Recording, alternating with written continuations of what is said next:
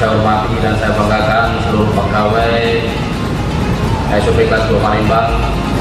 Saya selaku kepala kantor, selaku pribadi dan wakil dari struktural mengucapkan minal aidin wal faizin, mohon maaf lahir dan batin apabila ada kesalahan baik yang disengaja ataupun yang tidak disengaja.